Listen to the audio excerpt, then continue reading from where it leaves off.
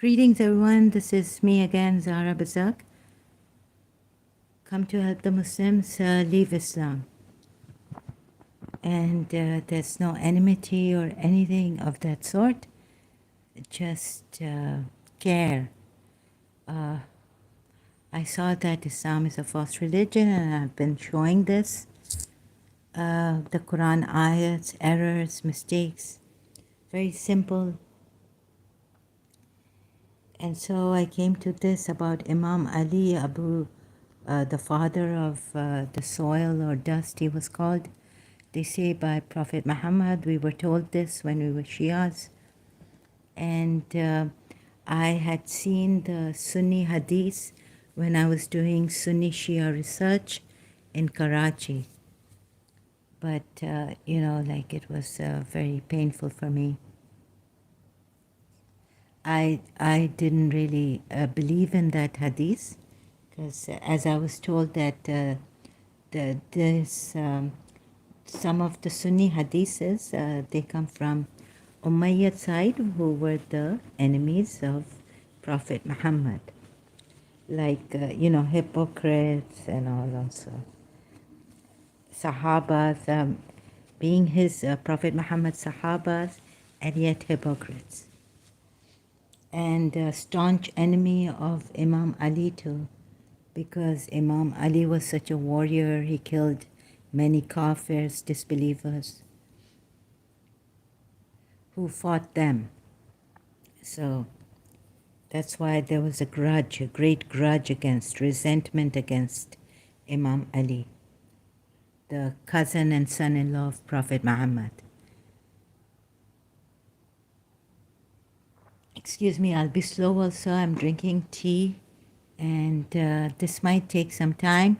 I'm not prepared for this, but whatever I've done now from the and shared in my previous live stream, I thought of going through it again in this live stream, especially this wondering, like for the Shias, and then this hadith made me wonder, what did Prophet Muhammad do? Oh, what have I done? Okay, what did Prophet Muhammad actually do? I mean, how evil was he to do this to Imam Ali also? These staunch rules and laws. So Imam Ali left his father Abu Talib and lived with Prophet Muhammad. I was told, like he used to go to Prophet Muhammad a lot, or maybe lived with him, I'm not sure, but this is what I was told. So this prophet was really, the things I've seen now, I could safely say that he's some very evil man, extremely evil.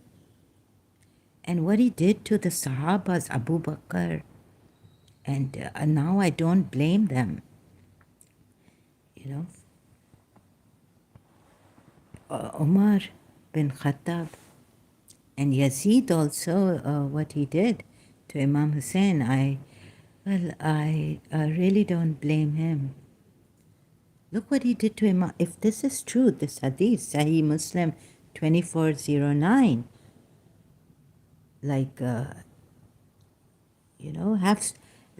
someone used to tell me that you shouldn't be so strict with your siblings, because I being the eldest and all, it's not good. Make them your friends. So not too much. Don't be too strict with them. And I was very strict with them, and very hard on myself also. But it didn't work like that on me, to be so hard on myself. And I would being too hard gets you to, it's like it goes into some mental problem, neurosis or something like that. And It's not good. It's not good. So there could be, there should be another way, like rules of the roads and all. You would say road rules. They're okay. They're hard and fast rules, right? But in other ways, like psychologically, I don't think we should have that hard and fast rules with ourselves. We shouldn't be so hard on ourselves. So this, I, so if this hadith is true, maybe then the only culprit is Prophet Muhammad, and he's made everyone so like this is cruel, you know. Just because of Fatima and Ali, the Ali got angry at Fatima, or they had a problem, conflict or something. Um, so he goes out. Look how mad this becomes. And you know the punishments we give to our children. I've seen my father. He took a stick one time, said, well, now I have to hit you. Stand on the prayer mat. And he hit me with the stick because he said it's you know, it's a hadith. It's in the hadith. Or this is what Prophet Muhammad has asked us to do when children don't pray. So telling them to pray and then still they're not praying, then this is how we can hit our children to pray 5 times obligatory prayers. Don't know how to say this properly. Excuse me, I've got a certain kind of a cold. So cold.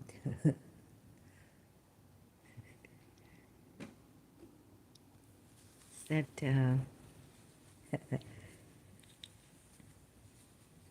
just no, I've cried and all this, but I always have a cold, so I have to take my herbal medicine for it again, I think.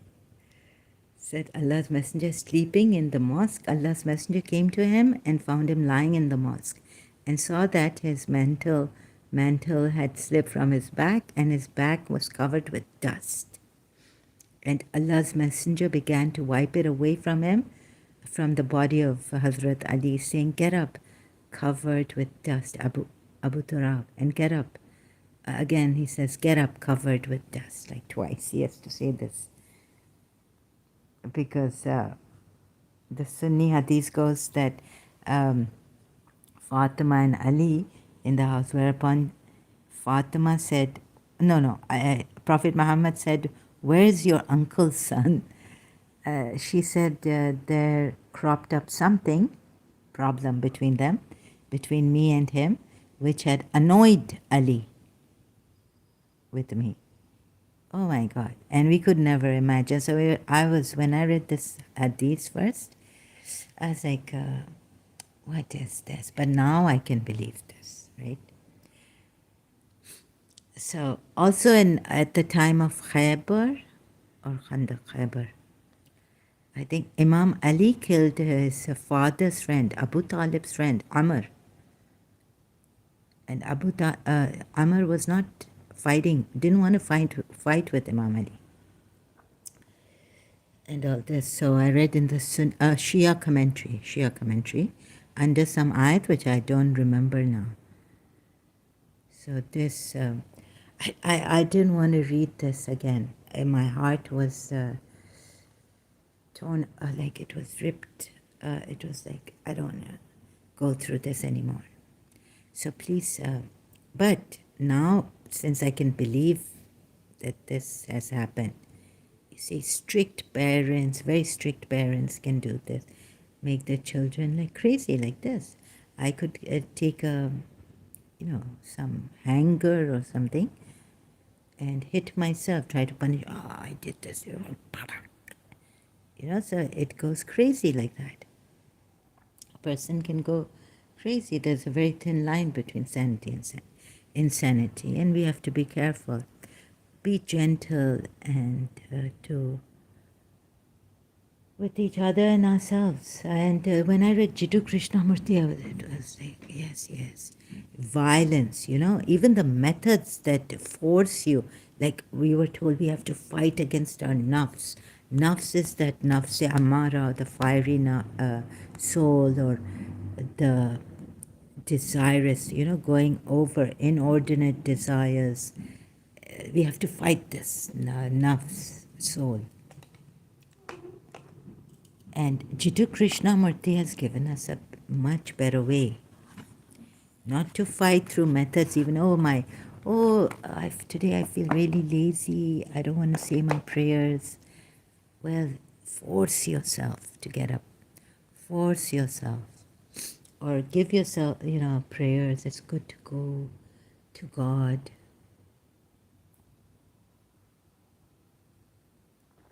And all this, or first gently, and then if it doesn't listen, if yourself doesn't listen to you, so there's one side which says go nicely and gently. Even then, if that you don't listen to that side of yours, then you have to get a little bit violent. Force yourself to get up and start, saying it like this, get up now. So harsh methods used. So I would recommend you read Jiddu Krishnamurti, or now it's available. If you like reading books, then you can buy it online. Or Ending of Time is available for free online, the book. And then you can watch Jiddu Krishnamurti's videos on YouTube for free. Please leave this religion. Strict methods should be redundant, left aside now. Right? Okay, so you would say, we start with softness and then we get strict. No. You know how much the way Jiddu Krishnamurti went on? Peacefully. Never using harsh methods. And so it was, he was a wonderful man, really, trying his best. I think that's the way it should be. So, gently. Never taking the harsh method.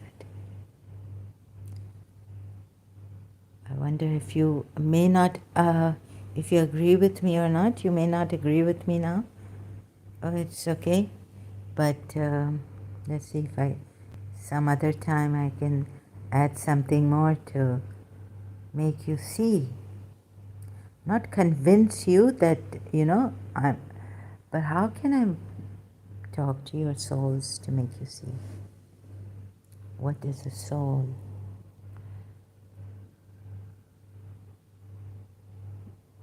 And how will the soul listen? Right? If we don't have parts, like I could see one side of me, for example, about the obligatory prayers, the example I gave you, why should there be this conflict? So Jiddu Krishnamurti just goes beyond that and tells us, why there is a conflict, first explaining, showing. So if you can see that, it's amazing. Please go to Jiddu Krishnamurti. And why should we talk about Islam and this? And why not? Because this religion, this is an evil man that I have found out. And also contradictions that you couldn't see. And how come Shias you couldn't see this? That this is the truth? when the very easy things, like recently when I was problems with Shia commentary also on the Quran ayats. I'm saying also because there are Sunni commentary problems and Quran contradictions and all that, but for now, problems with Shia commentary of the Quran. I've been showing this on other ayats also.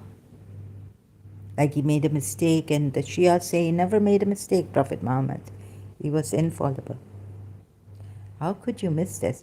How could you miss reading between the lines also? And simple contradictions in your commentaries too. Not only in the Quran ayats, between the Quran ayats, but in your commentaries, where without reading the Shia commentary on this, let's say that a prophet, O prophet, you cannot grant guidance to whom you please. Whom you please, even if it's written, the word is prefer or please, not love. Still, it's how can he prefer, right? Why? The reason why he would prefer those people to come was because he was close to them or he liked them or he wanted guidance for them. But Allah says, Allah guides those whom He wills, not whom you prefer. Okay, let's look at this. Prophet Muhammad should not be preferring anyone who doesn't want guidance. Right? He shouldn't be preferring, because Allah, He should know better than all the rest of the prophets who have been distressed and this on account of their people. Lut, Hazrat Lot, Hazrat Lut, then Hazrat Ibrahim, we are told. But this prophet, the last seal of prophets, should know better. He's better than any other prophet. He's the one, as Shias have been told. He's the one, God created all this out of love for these five. I mean, he's one of them. That's five are Prophet Muhammad, Ali, Fatima, Hassan, Hussein, for whom the whole universe was created. If you go through Hadith-e-Qissa, the Shia Hadith, so he should know better. So this ayat is showing that, the Prophet is so great. Isn't he greater than Allah? He wants, he cannot, he would like them to be guided, but Allah says, and is he is he not God conscious? Doesn't he know that it is Allah who guides? Oh, so Allah is telling us in this ayat? No, then Allah should have said like this, that the Prophet guides only those whom Allah wills to be guided. Right? So the import of these ayats, sometimes they're in a wrong way. O Prophet, you cannot grant guidance. Purification, yes. Take alms out of their wealth for them and purify them. Surely your prayers is a source of security and peace for them. Surah Tawbah, I think 103. I'm not sure. Meaning, O Prophet, take alms out of their wealth for them and pray for them. So you cannot grant guidance to whom you please. And it's not any other than Him. I mean, here, Aka Medipuya says there's no difference between liking and disliking of Allah and the Holy Prophet, because the Holy Prophet never did or said anything on his own accord, independent of the divine will. Surah Najm ayats 2 to 10 and Jumu'ah 2. Achha. Surah Jumu'ah 2. So this can be referring to the Prophet, I thought. But when I read another Shia enlightening commentary on the Quran under Surah Qasas ayat 56, I found that commentary saying that the Holy Prophet could not guide whomever he liked. It's about the Holy Prophet. Keeping these things in mind, the above verse uncovers the curtain from over this fact. Over this fact that the Prophet could not guide whomever he liked, but Allah guides whomever he pleases. And this is from a more recent person, Shia, who has done this commentary, enlightening commentary, and given it to us. So imagine, we thought Imam Mahdi would be helping him, right? But there are these differences also here between the Shia commentaries. If you read Aga Mehdi Puya, you think, oh no, it's not, no, this ayat cannot be for, surely you cannot guide whom you love or you prefer. Oh God. So many mistakes, like in Surah Tawbah ayat, where is it? 31. Allah and Masih ibn Maryam should be taken as Lord. Contradictions. Wives of Prophet Muhammad are mothers of the believers. Surah Mujadila ayat 2. No. Don't call them wives as you give them a divorce, because none, the ayat says, none are your mothers except those who have given birth to you. Contradiction between Surah Azab ayat, it says wives of the Prophet are mothers of the believers, and Surah Mujadila 2. Just one or two examples I'm giving them, very many that I'm not giving right now. This person is evil, what he's done in Surah Hashr. Still, you people, Muslims, how can you give a tyrant such a... How this thing was... how you have been brainwashed and deceived. So, please keep your mind... No, keep yourself open to new things. Read Dr. Deepak Chopra's book, 7 Spiritual Laws of Success. It's gone ahead now. There are scientists who are open to things.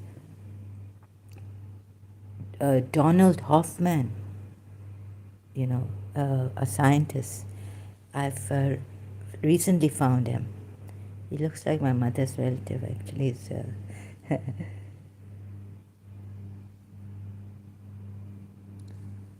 So, our minds have been dulled by this, only like the Quran. Yes, so we'd say, no, it's okay. No, our minds are not dull. Mind is Shaitan comes in the mind, whispering and things like that, attacking the mind. No, let's be what? Believers. Let's be pure, like those pure. Allah wished to purify them. Shia say the 5, Sunnis say even the wives are included in it, because it starts with the wives. The ayat is on the wives, and then how the Shias explain that this, where it says, thoroughly purify you with thorough purification. Allah wishes. Why would Allah wish? Some translations, look, Allah doesn't wish. Allah can't have a wish. This also. Please, where are you Muslims, right? Please look at this. Allah wishes. Like I would say, oh God, wait a minute, Zara. Why would God wish? God just has to say be and it is. God answers your wish. But God himself cannot wish. Allah wishes to purify.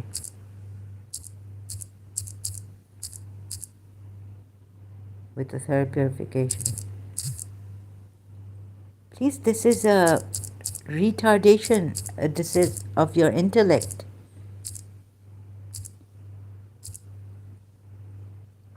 Surely Allah wills only to put away indeed from you abomination. Means they had abomination before Shias? 5. Only 5. The light. The light was there before Ahmad. And I don't know, Ali, Fatima, Hassan, Hussein. Population of the home and purify you thorough. Some say wishes, wills. Some say wishes.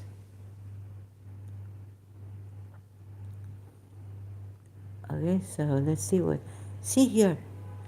Allah wishes. You read. Allah wishes to remove. See? Excuse me, Muslims. So when some people try to show you, it's not because maybe you're just brainwashed or something. Indoctrinated. You're not dumb. You are made dumb. And I can't, why should I see that?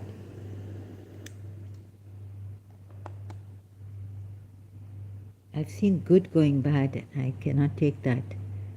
So why should I, now when I find something which is wrong, you see, the maths, take this as a maths thing, it's wrong. It's wrong. I can't say you're right. I have to say you're wrong. Sorry. Allah wishes. You know what a wish? It comes in, oh my God, if you don't know this. And how many wish? You know that Allah cannot have a wish. Meaning? Oh God, wish shop is there. Feel or express a strong desire. Allah would have a strong desire or hope. Oh my God, and in another ayat you're told,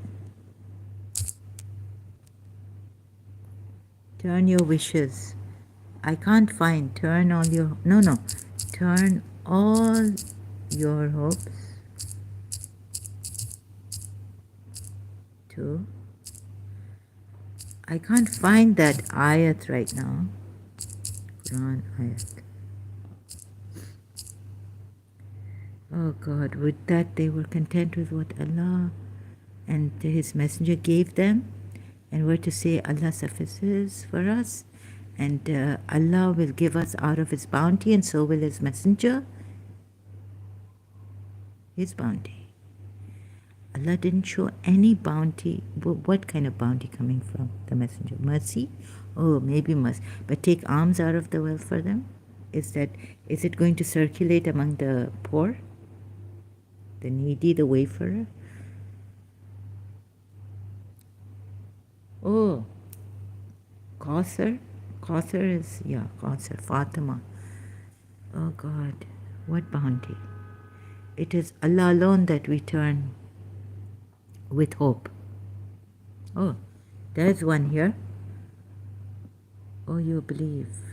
Turn to Allah with a faithful repentance. It is hope from your Lord that He will write off your faults and admit you to God, and to turn all your intentions and hopes, your invocations. Oh, this could be, do not lose hope in Allah's mercy. No. Okay, there is a ayat, but let's just take this one now. Surah Tawbah at 59. Please, Allah doesn't wish. I don't know what is in Urdu or your language. Or what does it mean in Arabic? Wills or wishes? So it's only, it would have been better for them. Indeed, we are desirous toward Allah. No, craving, desiring, alone we turn in hope. To God, no. Turn all your hope to Allah. I think if I put it this way, maybe Surah Baqarah, I'm not sure. Can't find that ayat. Turn all your hopes to Allah. See, I can't find that ayat even now. And I forgot to look for, no, I was looking for it, I couldn't find it. Turn all your hopes to Allah, I can't find it. Maybe one day I'll stumble upon it. You see, in Arabic, what is it? But in the English translation, some of it say Allah wishes to. Excuse me. Yuridu.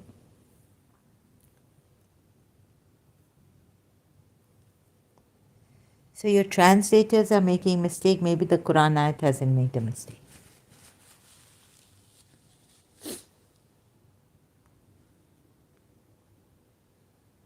There's Yasha, there's Yuridu. Allah intends. Is it Yuridu?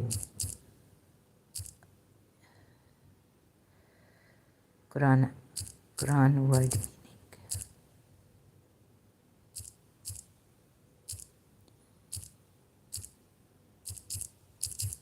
Please take this as you take Islam seriously, but don't take it so desires.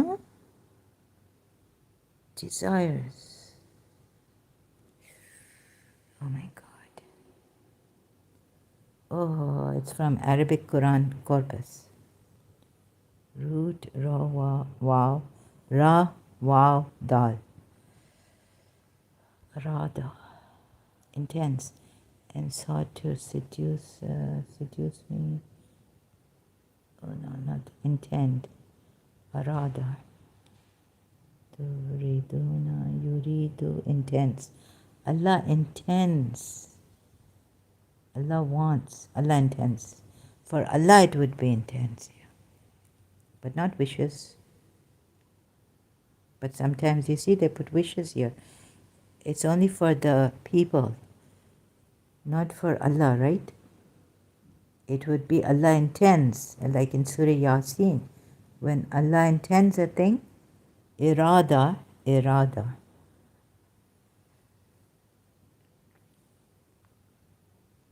He says to it, be, and it is. So you can't put this for Allah, but in that ayat, that Allah wishes to remove abomination from you and purify you with a thorough purification. Surah Zabat. Desires. Yeah, arada. Yeah. So Allah intends. Intention of Allah is there.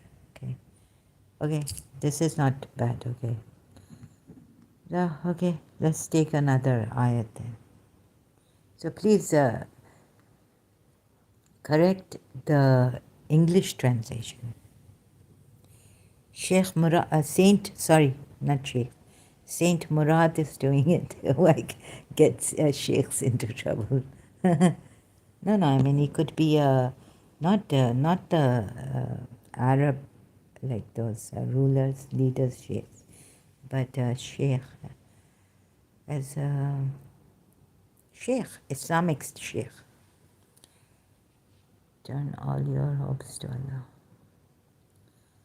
So now Allah intends to remove. Okay, here, okay, not too good. Not a good example. So Allah has not given guidance to the soul because He has given a word to Shaitan, and so he's going to test us, who is good, who follows Shaitan and who follows him and his path. Something like the Surah Sajda ayat. I mean, I'm just trying to, because Surah Sajda ayat says 13. Let's see if I pass here. 13 ayat. You know why? He could have solved everything by giving guidance to our soul, but he didn't. Because he wants to test us. Why does he want to test us? And then if the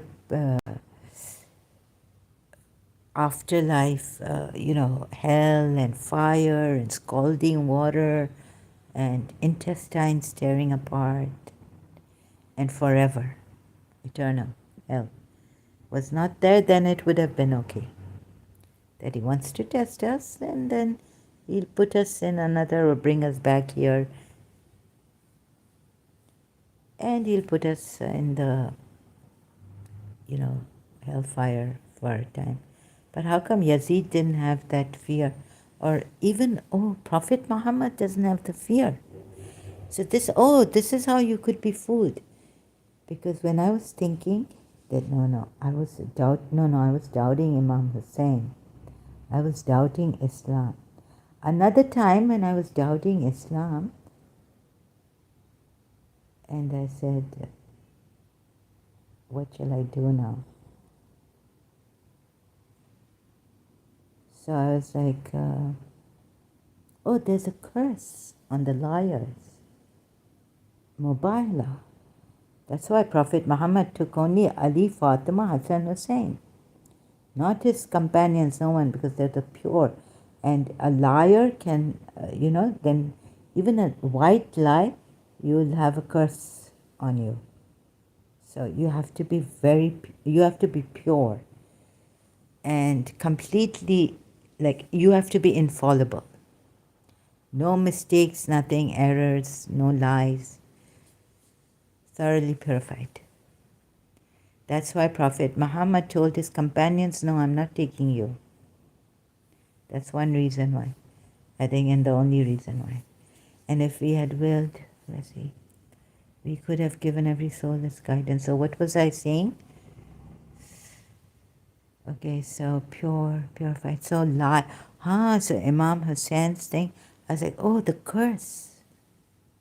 Curses and Jahannam and the fire and, it's of course, Imam Hussein. Who would want this? Only a crazy person, right, would be lying about this, that revelations are coming to me, right? And there is a crazy person.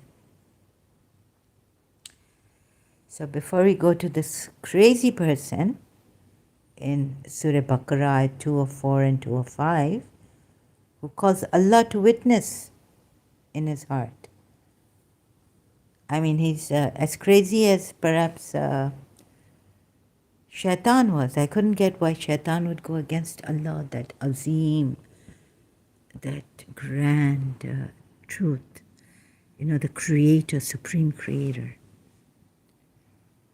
And then now, later on, I couldn't get it why sometimes I had desires or something.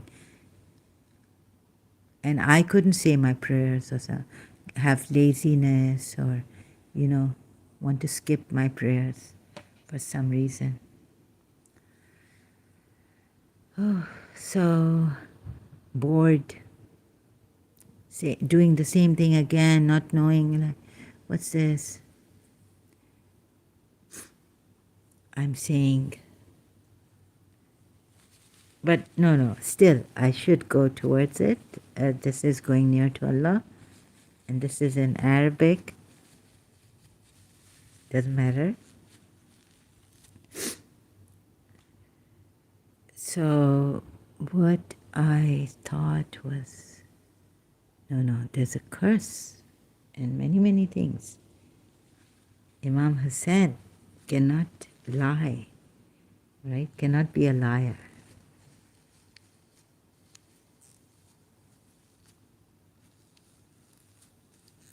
To my extreme shock, he was a liar. And if we had willed, we could have given every soul its guidance but the word. So even not giving guidance, because the word come into effect. You know, the word Allah is given to Shaitan, Iblis in Surah Saad, we're told that I will fill hell with jinn and people altogether who follow you.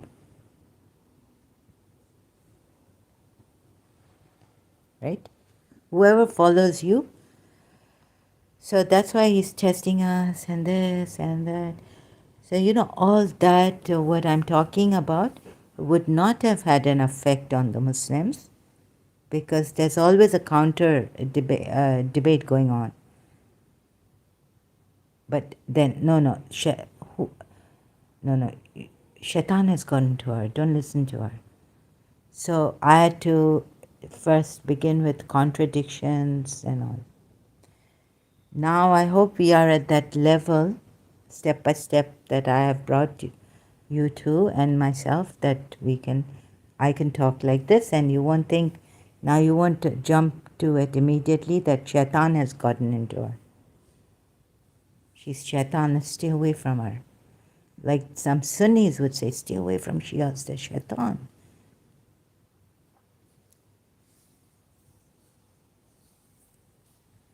So the soul is not given guidance because of that, because Allah wants to test us, and you know, He's a supreme creator, He's our creator, we don't question Him, we must take Him, whatever comes, whatever tests He wants to test us with, our faith strong. He's the creator, He's the creator.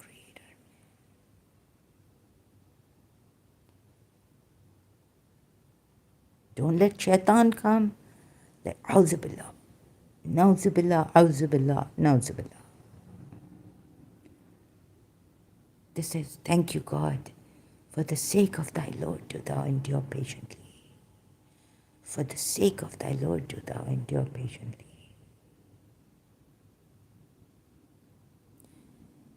Don't question this supreme creator like the angels even did. And you're like, you think you know? You don't know what I know, right? Don't question him like the angels even questioned him. Oh God, why are you going to make these humans? We're going to, shed blood and all. Fight. Kill each other. I know what you do not know. So this, I will surely fill hell, okay, with jinn and people altogether.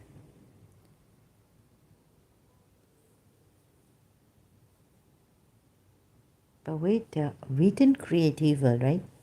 No, zulm, Allah created darkness, but still, no. Allah no. Wait a minute, listen to the other side, right? Look, we didn't create zulm, but maybe you wouldn't have listened in the beginning about this. Okay, so Allah brought forth. He didn't create it, but He brought forth, where's that ayat? Darkness, which is zulm. Why are we being tested?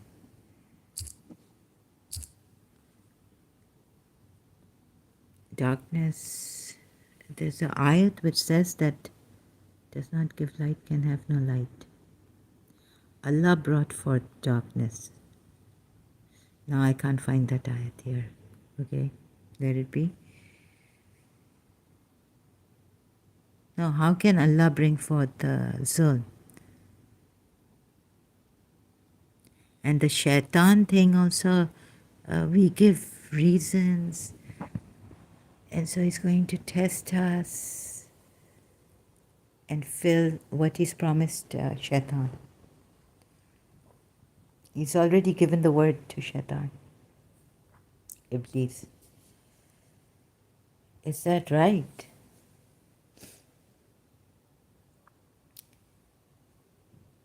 Well done. Thank you so much, brother. Sorry, I can't read your Sanskrit or Devanagari. Thank you very much. Welcome. God bless you, your country, your people, your family, your loved ones, your friends, your acquaintances. Much always. So it's not that great. I'm slow and not that great. But trying, struggling. What else can I give you that will go to your very soul?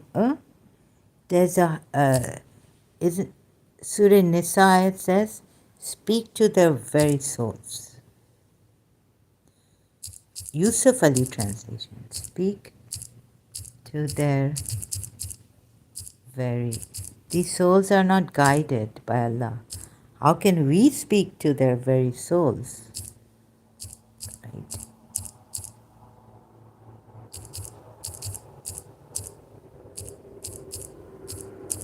And guidance, okay, you'd say guidance comes here.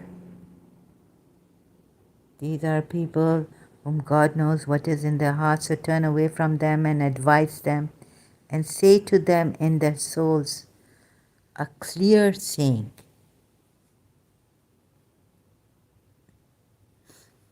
Let's see, nafs,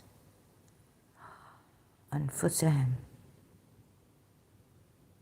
Admonish them and say to them concerning their souls a word penetrating. When Allah has not given guidance to our souls, how can Prophet Muhammad or anyone, those are the ones who knows Allah what is in their hearts, so turn away from them and admonish them, this for Prophet Muhammad, and say to them concerning their souls a word penetrating.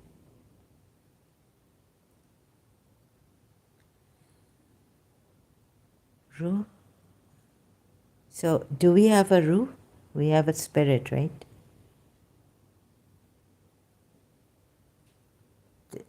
There's a contradiction.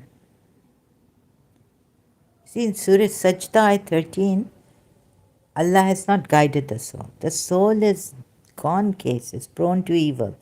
Okay, it's prone to evil, but Allah has not given guidance to the soul. This is Surah Nisa. This ayat which says, speak to their concerning their souls, a word penetrating. To them concerning their souls.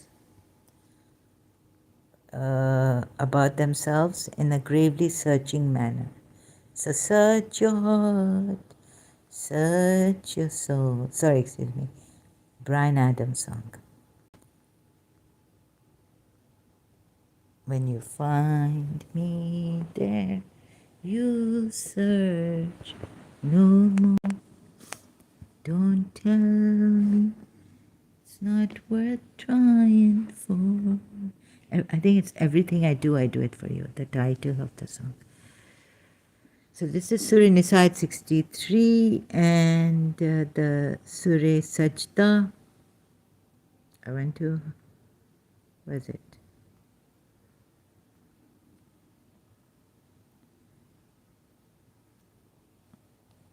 If it had been our will, we could certainly have given every soul its true guidance. No, you can't guide the soul at all. There's no guidance to the soul, right? There's no guidance in the soul, right? Correct me if I'm wrong.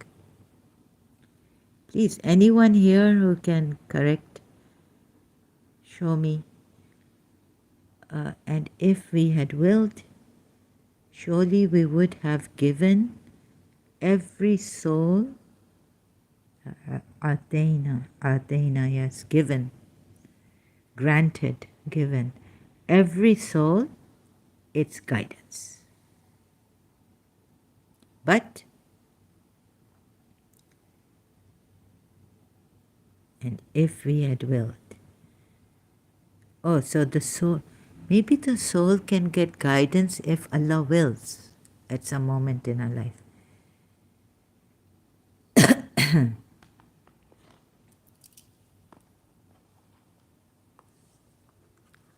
Could it be that? And if we had willed, surely we would have given every soul its guidance. Every soul is not given its guidance, this means. But is true the word from me that I will surely fill hell with the jinn and men together. Excuse me, my stomach. Just some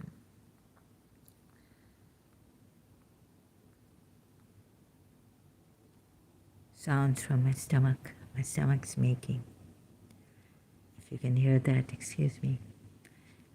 If only thou couldst see when the guilty ones will bend low their heads before their Lord, saying, Our Lord, we have seen and we have heard. Now then send us back to the world. We will work righteousness, for we do indeed now believe. And if we had willed, we could have given. So why didn't Allah give guidance to every soul from the very onset? Then I guess the world would be such, the world would we would just be in heaven. Yeah, then Adam would have not fallen from heaven or come out of heaven, the garden, and Eve.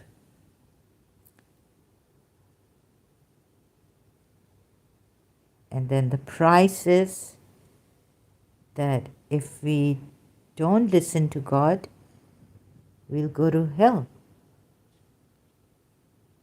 These people.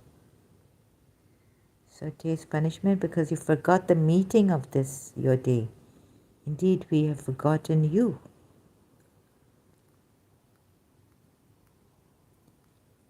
Anyone who thinks they know I'm wrong here, they know that what I'm saying about this, every soul should have been given guidance there for earth place. In the soul, to remember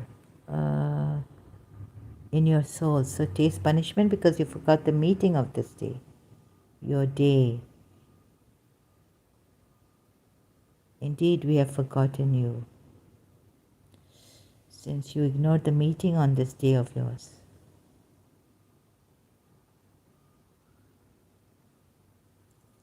But guidance to the soul is not given. However, the prophets are told, perhaps here what it means is, I haven't looked at the tafsir, but the prophets have been told, speak to their very words that would touch their inner souls. Souls, a clear saying. Penetrate in their souls, something like this. Maybe to reach your ruh, where Allah has said that, am I not your Lord? Your spirit.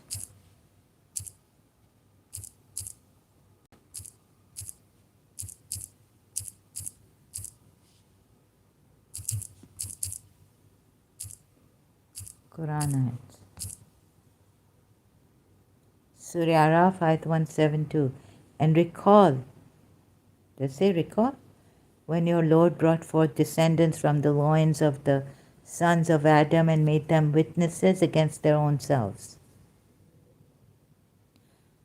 Against their own selves?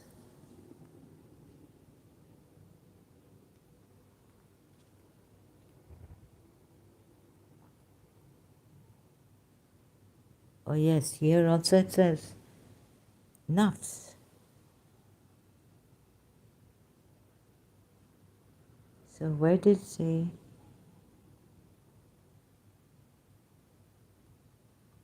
No, so the souls should be reminded of this time. Where does it say spirit? Your spirit. It says nafs here again. So the nafs was it has this information, your nafs, your soul. And when, so their descendants made them testify. Your souls have testified over themselves, over your souls. Am I not your Lord?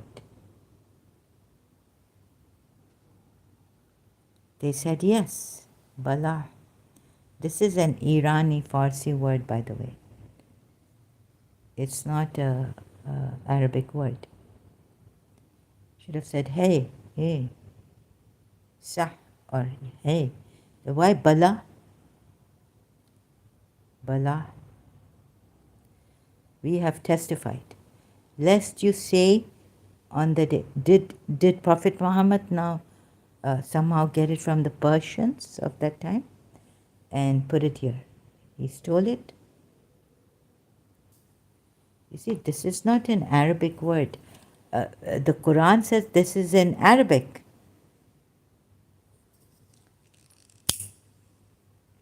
I know what you would say. Some of you, oh, maybe from Persia words came and somehow. No, this Quran is in Arabic. But this Bala was an old Persian word. Now when Khomeini came, he changed some of the Persian words into French words. Okay, for Bala is not V, but like thank you, mutashakar. I mean, in Irani Farsi, it's different. It was different. Now, after Khomeini came, it's like the Iranians say, mercy. It's a French word, thank you. Khomeini changed it.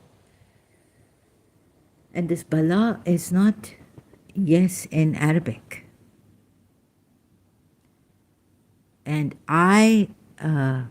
if I don't understand, if I don't get to the root of the matter, then can't leave it like this. I can't take it. So the more I do research on this, and the more I keep like critical analysis, the more I see problems in this. And you remember the ayat where it says this Quran is in Arabic, plain for you to understand.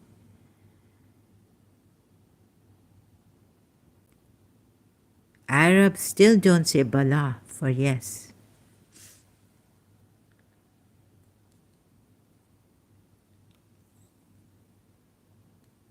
Hey. Oh my God. Could he have stolen this ayat from the Persians? I remember. Oh. Now I've had enough. Oh God, every time it's so terrible how he lied.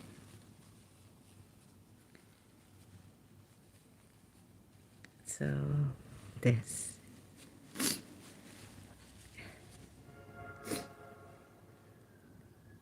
Allah asked them, am I not your Lord?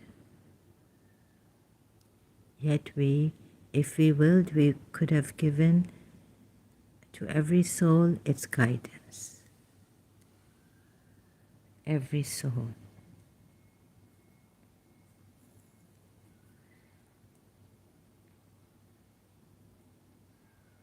But our souls are being tested. So what is better? Just to get mercy from Allah, right? Like Hazrat Yusuf said, soul is prone to evil. If the Lord didn't have mercy on me, I would have done what Zulaikha wanted me to do, the king's wife, with her. If Allah didn't have mercy on me, if my Lord didn't have mercy on me. So, mercy is important. And then how can you speak to the very souls if God has not given guidance to the souls? Surah Sajda 13, those, Allah knows what is in their hearts. So turn away from them and exhort them and say to them penetrating words about themselves. About themselves, penetrating words.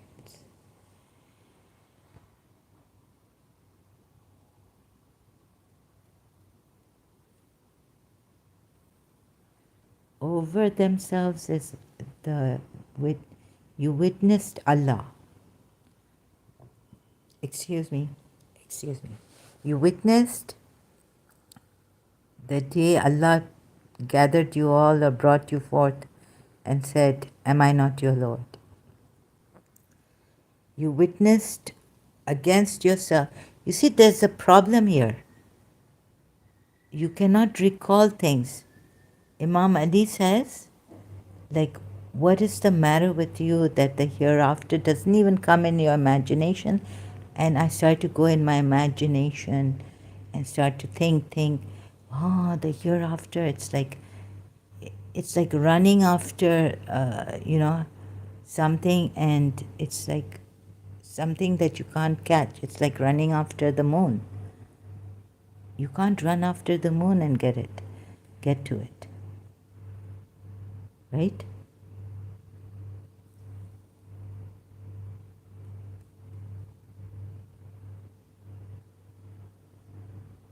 So you can't recall Allah.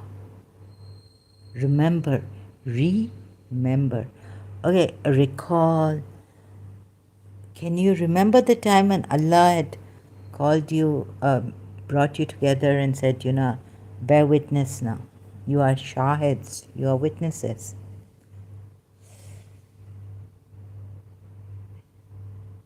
Soul level, on the purely soul level.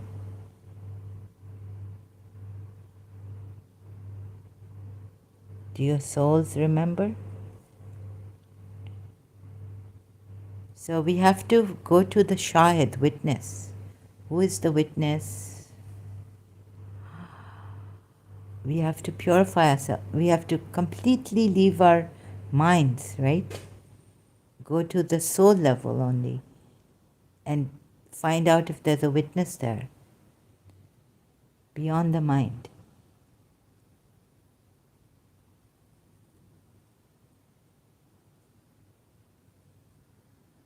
Something has gone wrong here because you see these ayats, they were stolen, I guess, from somewhere.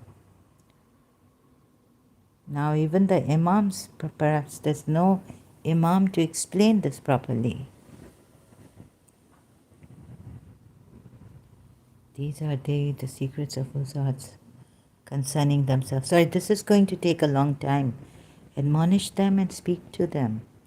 Effective words concerning themselves. Speak to them clearly in their affairs. Inner souls. Let me go to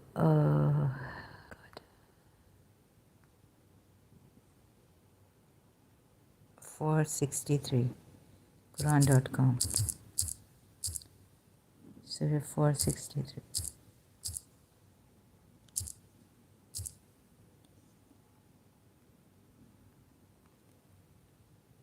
Oh.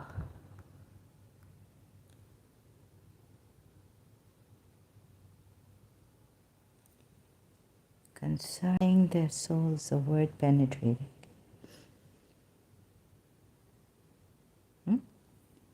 Will shake their very souls. Oh my God. You don't want your souls to be shaken. Far-reaching word. Speak to them, penetrating words themselves. far-reaching, them a word to reach their very souls.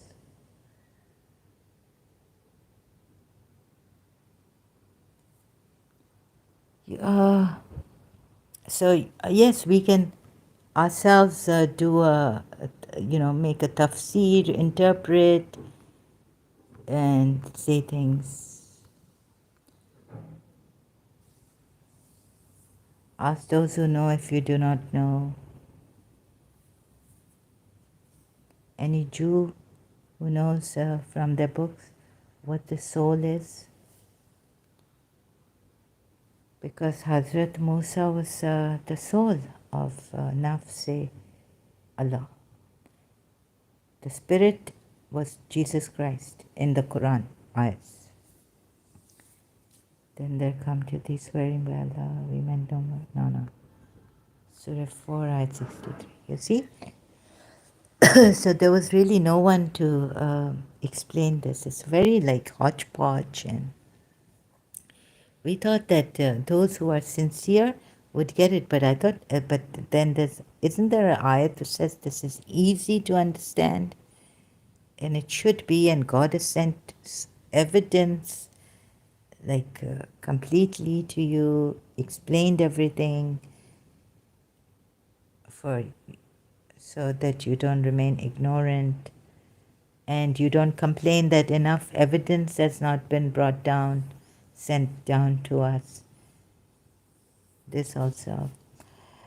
So you can spend your entire life contemplating on higher truths. Oh, Islam has, spiritually higher. We can go higher, like that, and contemplate on these ayats.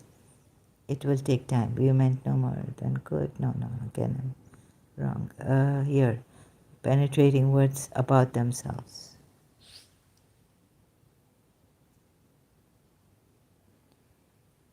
I think we'll need God's mercy.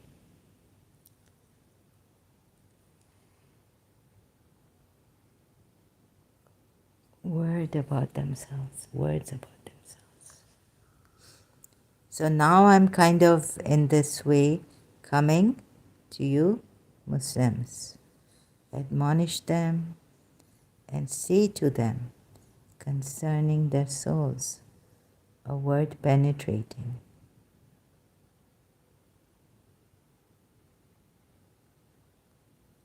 And then the next ayat after this, and we did not send any messenger except to be obeyed by permission of Allah. Oh my God, now it jumps to obedience. And if when they wronged themselves, they had come to you, O Muhammad, and asked forgiveness of Allah, and the messenger had asked forgiveness for them, they would have found Allah except what?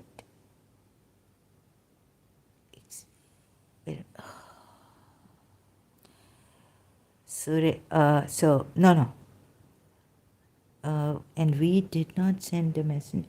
And if they had wronged themselves, they've wronged themselves.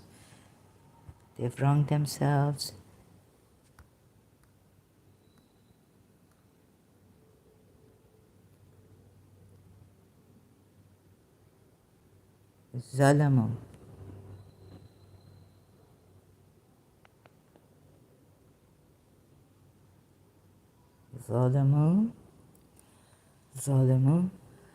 They wronged themselves.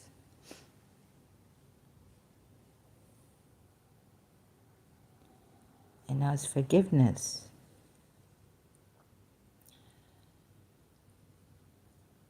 Surely Allah would have messenger. So in Surah Surah Fat, you would say the Baduans, they didn't really mean it. They were busy, they had bad intentions, they were hypocrites, they just wanted to stay away from war, not helping him, busy with the family. Please ask forgiveness for us. No, that's not right. Because, because the first part of this ayat is that you have to obey the messenger. Right? And then there was a time, there's another ayat which says, O messenger. Okay, so for the Bedouins there, you say, oh Zahra, you're wrong. Because this ayat says that the Bedouins had to obey the messenger. And so go obey the messenger. The Bedouins didn't obey the messenger. Help him. Didn't help him at that time. They just said, we're busy and this and that, and please ask forgiveness. No, that's not the way. You have to obey the messenger. First criteria. But had they, and by the permission of Allah, and if they, when they had wronged themselves, come to you and ask forgiveness of Allah.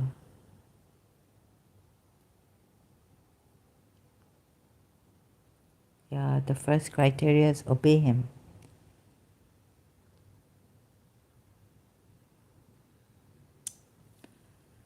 Right, so here I was a little wrong in bringing Bedouins in, because Bedouins didn't help him, didn't obey him. They said, please ask forgiveness. So Shia thought, and very, very good. But what I'm thinking now is Shias.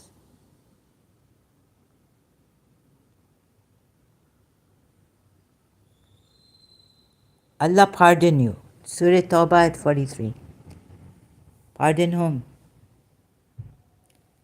Why did you give them leave until those who spoke the truth had become manifest to you? So the Prophet has given leave to those before testing the truth, and he's not going with God, right? He's not going with the. He went against, like, God. Allah, la, la, la, la. Shias, where are you? See how you are brainwashed here. Aka Mehdi Puya says, like verse 2 of Fat, Surah Fat, the companions are addressed here through the Holy Prophet. The manner, mode, and trend of expression is the same as in verse 1 of Tahrim. So it's for the Prophet. Or verse 68 of Anfal. The Holy Prophet had the option of giving permission. Surah Nur ayat 62. And there was no prohibitory order prior to his action. Here, he did not want to expose the hypocrites on his own, unless Allah condemns them, as he does here and in other places. Right? It's going to be a long night, a long night. And this is another song. Gonna be a long night.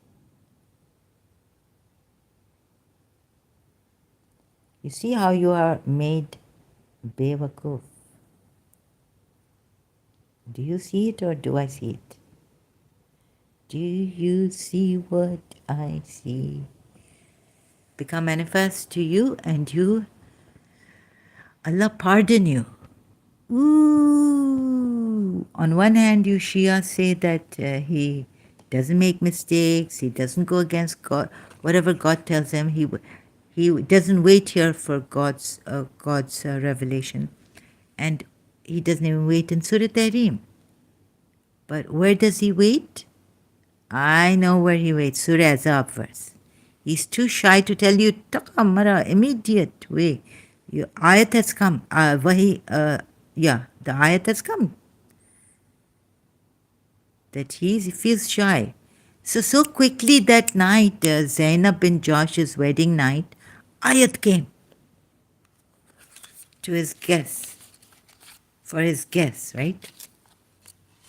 He feels shy to tell you to leave. But Allah does not feel shy of the truth, telling you the truth. How quickly that ayat has come. that night. But in Surah Tahrim, he does prohibits himself and what Allah has made lawful for him, pleasing, going to please his wives. Right? Oh my God. Wait a minute. Let me just see if my... Yeah. Just seeing if my headphones are connected. And my Allah pardon you, meaning Allah pardon the Prophet, right? You see how you can get confused and get us confused. And even Aka Medipuya can get us confused here. So very, very simple. Addressing, like verse 2 of Surah Fat and Surah Anfal 68. As if now I have to understand this. No. What I have understood is that Allah pardon whom?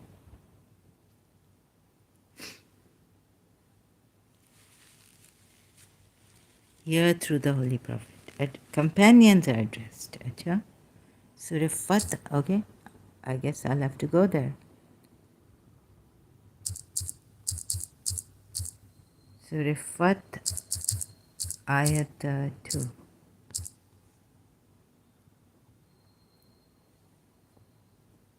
Oh yes, companions are addressed here. So that Allah may forgive you for your past and future shortcomings, perfect His favor upon you, and guide you along the straight path. Oh, meaning the companions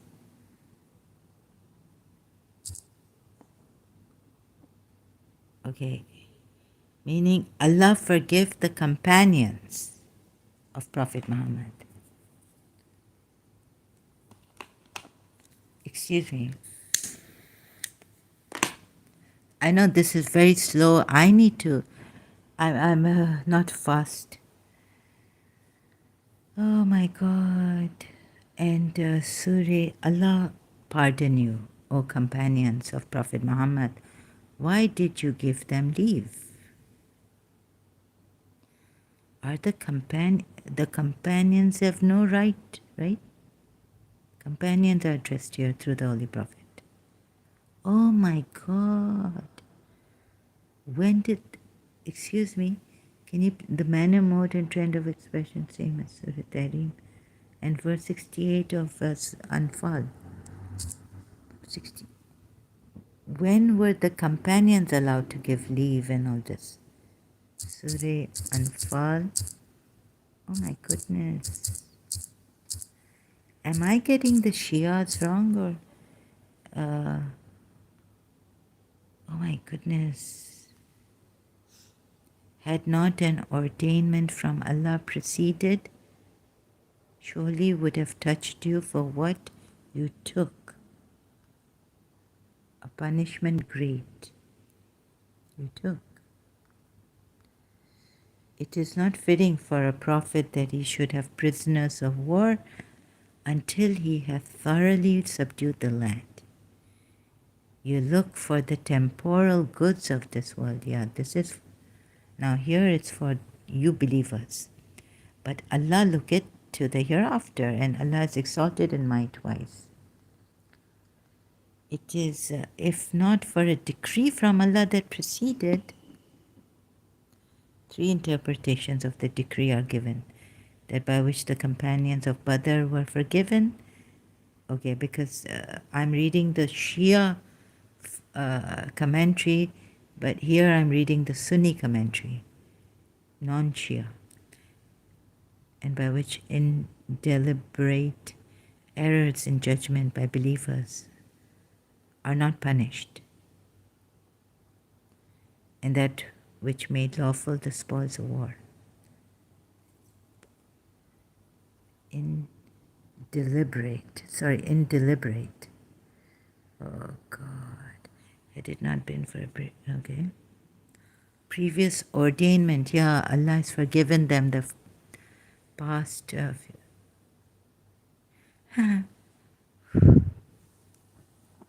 Even Ummul Mumineen, right?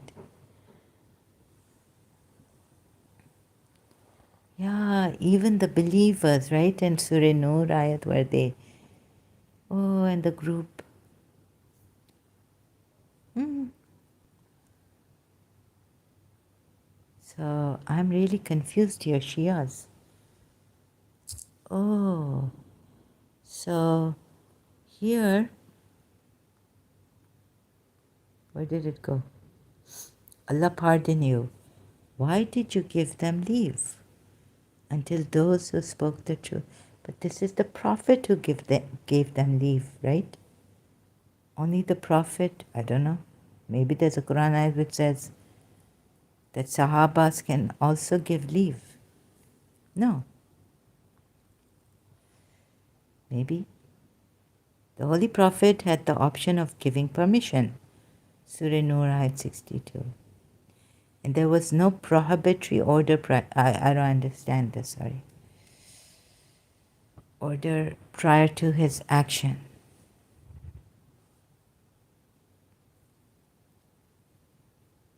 And he did not want to expose the hypocrites on his own, unless Allah condemns them as he does here, hypocrites, and in other places.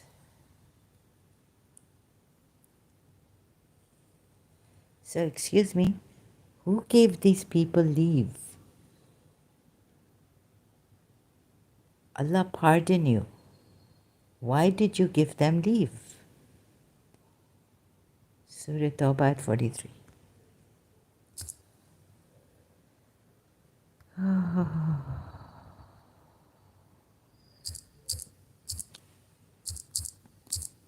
Shias, please bear with me. I know you have Surah Tawbah. What?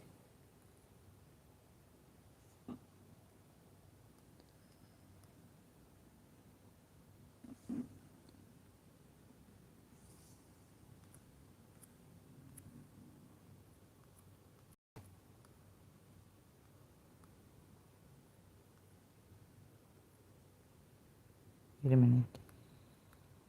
33? Oh God, I keep forgetting. No. 43.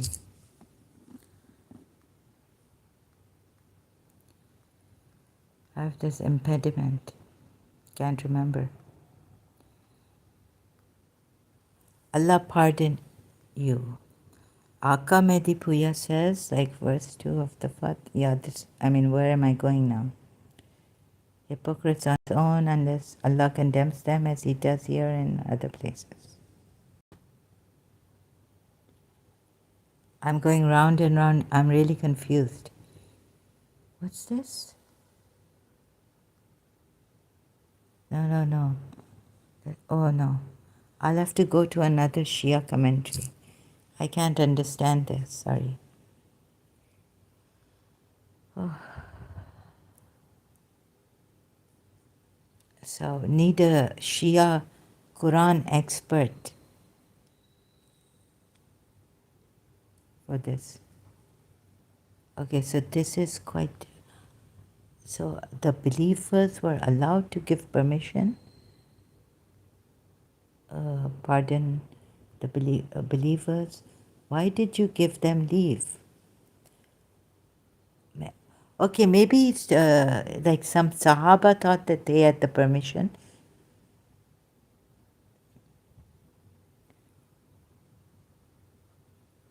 Until those who spoke the truth and it become manifest to you and you had known the liars. I have to read this. Okay. Forget this right now. I'll try to understand this. Surah Tawbah 43. Allah, this is the Islamic Studies info. Allah did not approve of the exemption of which the Prophet had granted to the hypocrites. Okay, I think I'll take the Sunni who had put forward lame excuses. Though he knew it well that they were inventing false excuses, he gave them leave to stay. A prophet gave them leave to stay behind because of his inherent kindness. But Allah warned him that such a leniency was not well placed, as he gave them an opportunity of hiding their hypocrisy. Had they remained behind without getting an exemption, the false profession of the faith would have been exposed.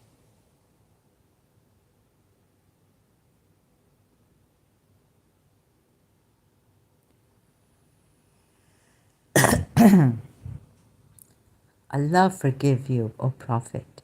This is what the Sunnis say.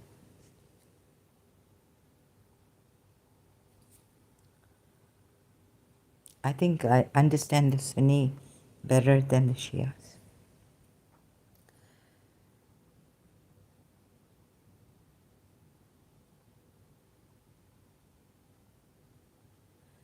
So here it is, Surah 24, ayat 63. So let those beware who dissent from his, i.e. the Prophet's order, lest fitna strike them or a painful punishment.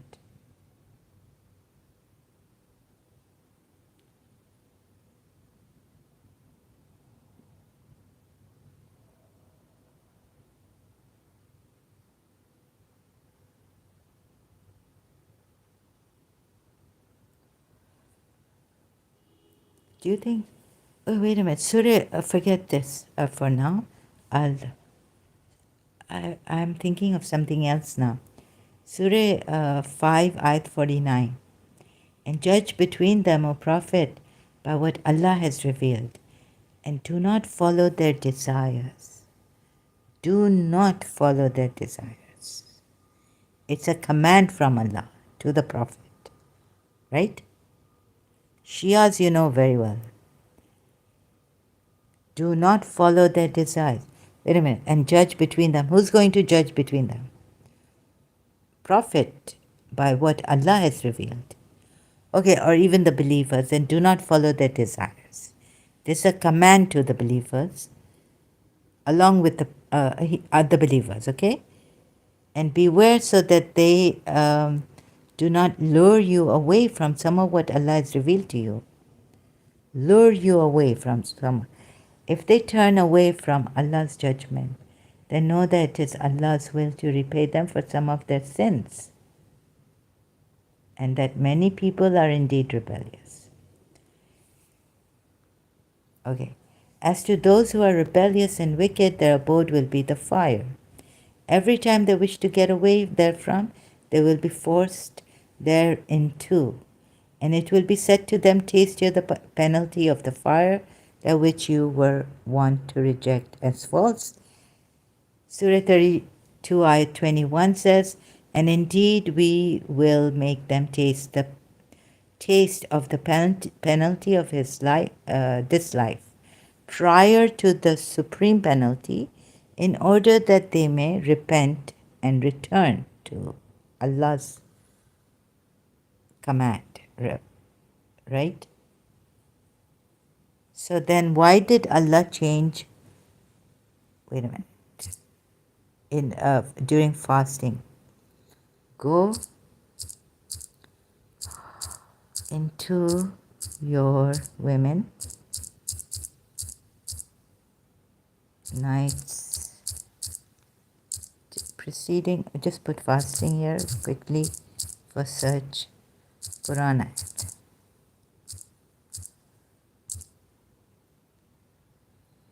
It is made lawful to you to go into your wives on the night of the fast. They are an apparel for you, and you are an apparel for them. Allah knew that you acted unfaithfully to yourselves. I mean, not even against Allah. So So he has turned to you mercifully and removed from you this burden. Okay, he's forgiven you and your past, present, future sin. So now be in contact with them and seek what Allah. So now, Surah Baqarah 187. So Allah has changed the law here.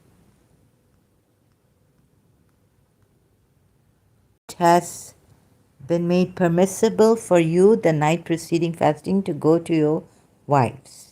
You see, Shias?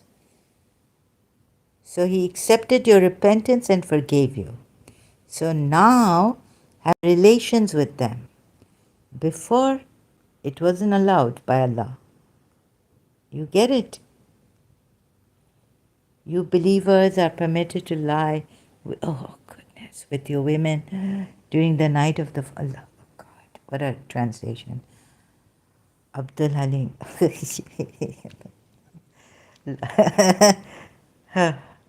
They are as garments to you. Okay. God was aware that you were betraying yourselves. So he turned to you in mercy and pardoned you. Now you can lie with them. You know what's that? So what's happened here?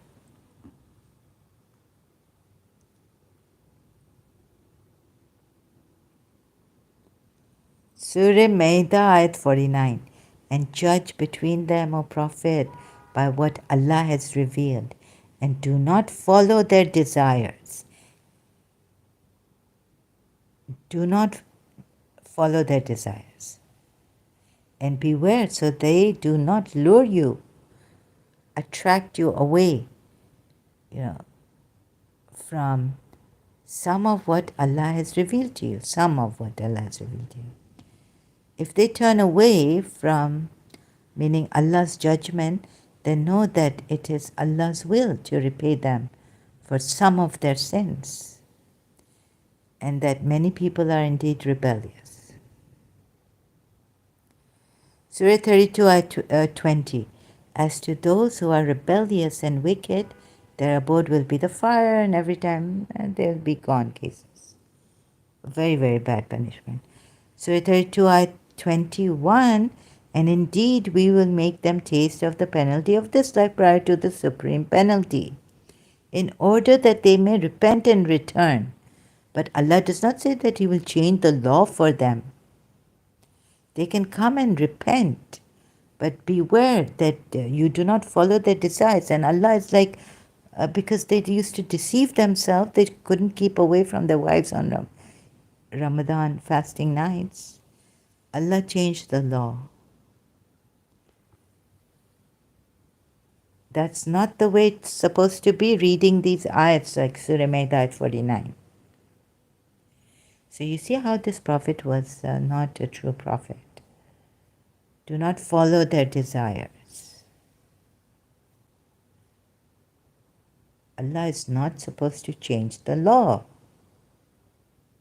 Do not is like a command in the Shia. Do not follow their desires and beware so they do not lure you away from some of what Allah has revealed. Some of what? So why can't in this case, in the Ramadan night, fasting night case, be some?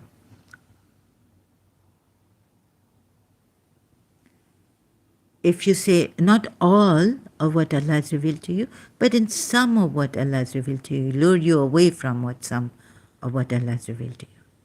Why can't in that in the sum of what Allah has revealed to you be the nights of fasting? And they were deceiving themselves, and Allah has changed the law for them. Oh God.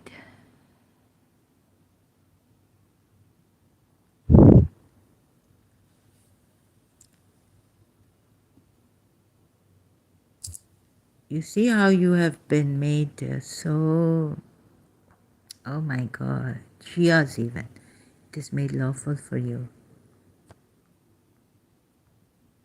Wait a minute. 2187. Oh, 2187. 187. Please hold on.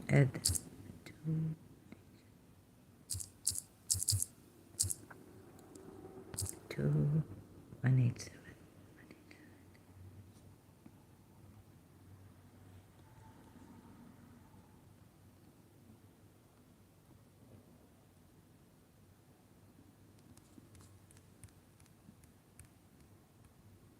187.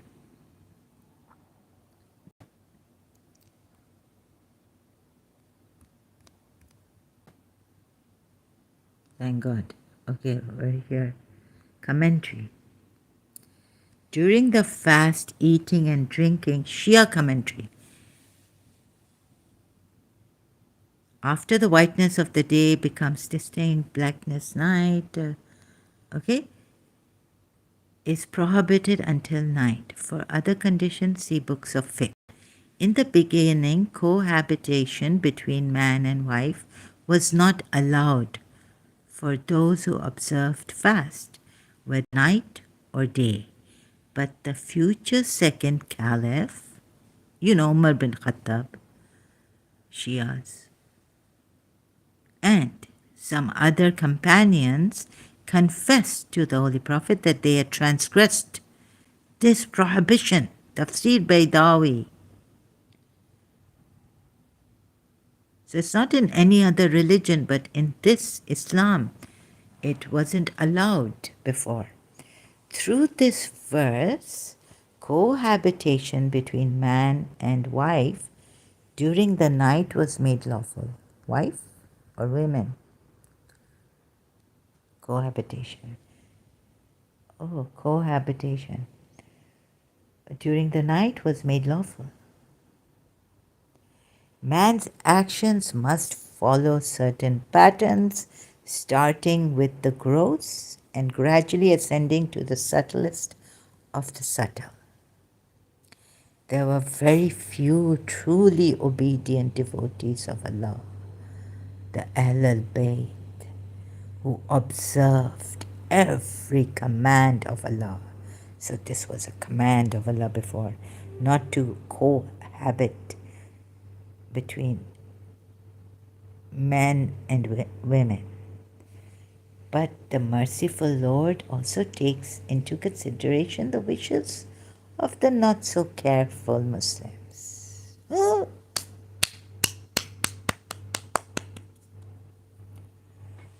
So this doesn't mean they were just deceiving themselves. Oh my God, where are you? Contradiction upon contradictions.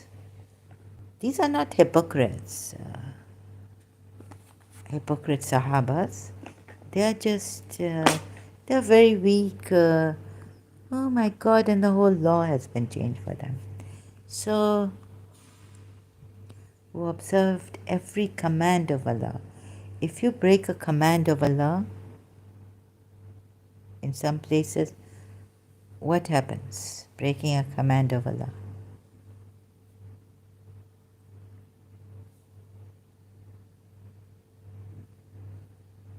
Tell me, please. But the merciful Lord, also takes into consideration the wishes of not so careful. Oh Lord, today, sorry, Ya Rasulullah, I want to listen to songs nowadays, and if I go to London, the Britishers, Europeans are not going to harass me. Can I wear mini skirts and all this? Jaisa des वैसा base. Then Rasulullah sing, oh, फिर क्या करना, अरे काय की शर्म है मुंडिए, जल्दी करना. She also say, मैं नहीं करना, you नहीं कर. I not do this. I not wear dress. This from Indian movie coming. Dev Anand and Tina Muni movie. I forgot the Jaisa Des Vaisa. I forgot the movie's name. Song coming. to wear, Dev Anand brings a dress for Tina Munim, saying, now you wear this dress, And she's wearing her shalwar kameez, her Indian Pakistani dress. Oh no, shalwar kurta pajama. Oh, sorry, kurta pajama. She's saying, no, I don't want to wear this dress. And Dev Anand is saying, the way in Rome, be like the Romans. So if this very good, then our Imam, I would follow the Ismaili Imam. No. You see how, since in this way, a law can be changed? Now we have the Imam, he'll say, yes, Zahra, very good. Right? So yes, consistency. So the moment but you've become a Shia Ismaili, that's the real Shia, because the Imam, then yes, you can, because that's the Imam there. He will tell you. Imam has to be there for all times. Following the way of the Quran, ayats. We can give him this ayat and tell him, Imam, he knows it. He say, yes. Now I'm the Imam, I can, for the modern day, you, like His Highness Aga Khan III, remove the veil. In India, telling his, around the world, like, I think living in Pakistan also.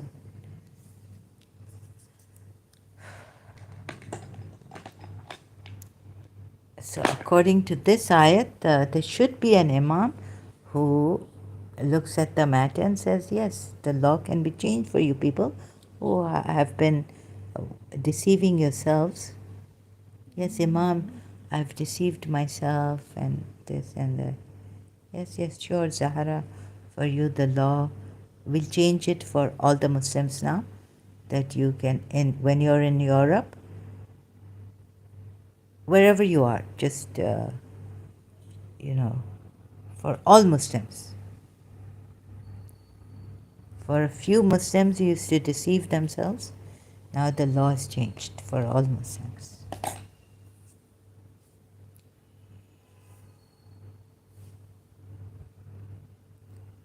If you break the command of Allah and remove from you, so there should be consistency, and the Ismailis will say yes, there is, because our Imam is present. Zahra, why are you a 12?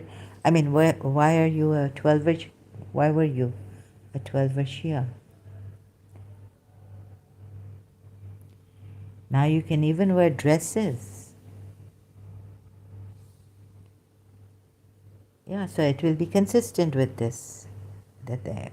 Now as a Prophet, Allah has sent the Wahi to Imam. Yes.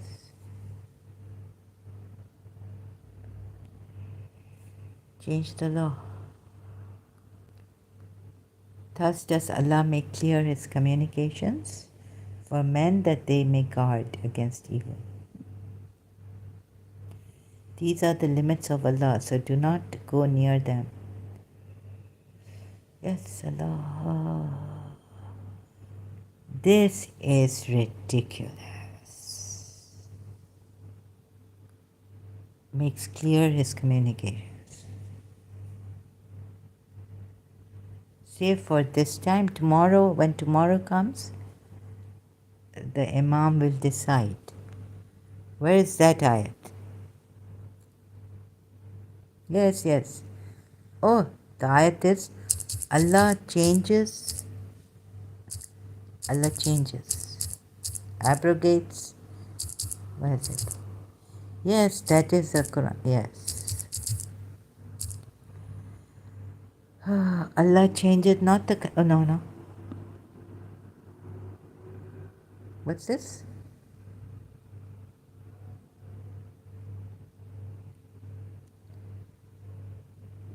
Allah changes, abrogates. changes things.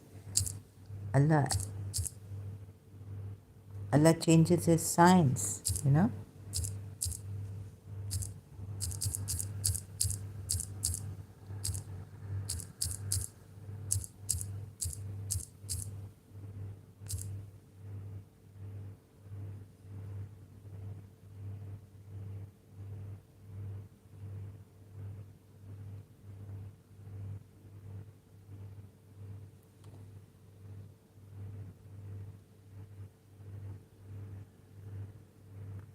I think this Sunni Google or something that doesn't, because they used to tell the Shias, the Sunnis, biddat. Sunnis are Shias are doing biddat. No. Imam Raza or some Imam has said, Imam Jafar Sadiq, Allah is worship. The best worship of Allah is through biddat. Biddah. Something like this in Surah, I read in Al-Qafi, not Surah. Allah abrogates, changes, let's put it this way. Better search. Ayat will come.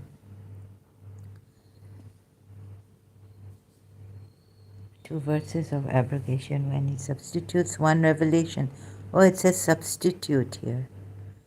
Changes, it doesn't say changes.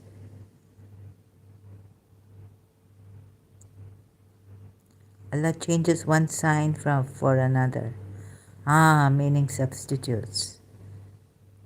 You see why Shias do biddah? Because the Imams are present.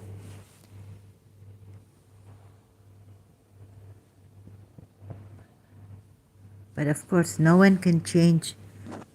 Can anyone change? No, the Quran is not being changed. It's no one can change the Quran, right? Change the Quran.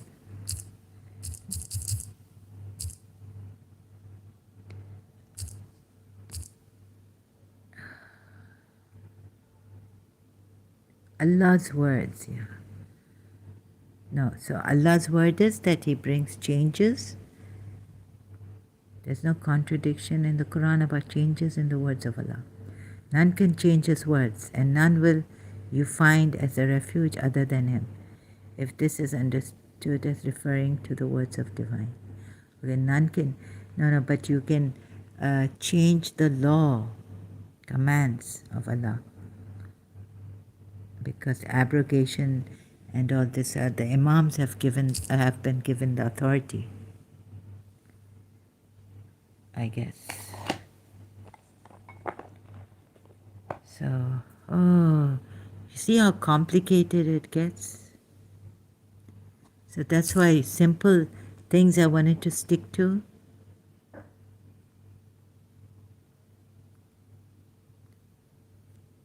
May Allah forgive you. Why did you give them leave? Please, Shias, what is this? Okay, so these are the things that I don't understand. It confuses me.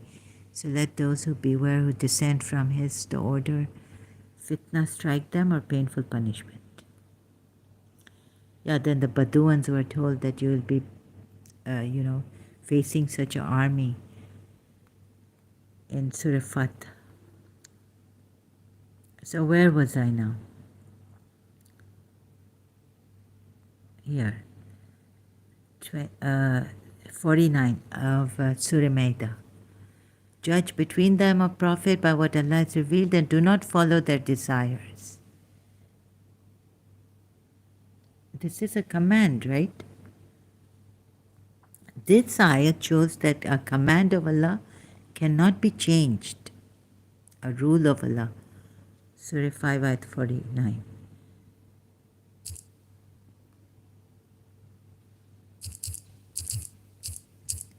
Surah 5, ayat 49. You see how you don't see the contradictions. And I see them. And I'm pointing it out. Judge between them, O Prophet, by what Allah has revealed, and do not follow their desires. Is there, if it says do not, then I think the Shias know this is a command, right? And do not follow their vain desires, and beware of them, lest they tempt you away from some of what we have revealed, what has revealed Allah to you.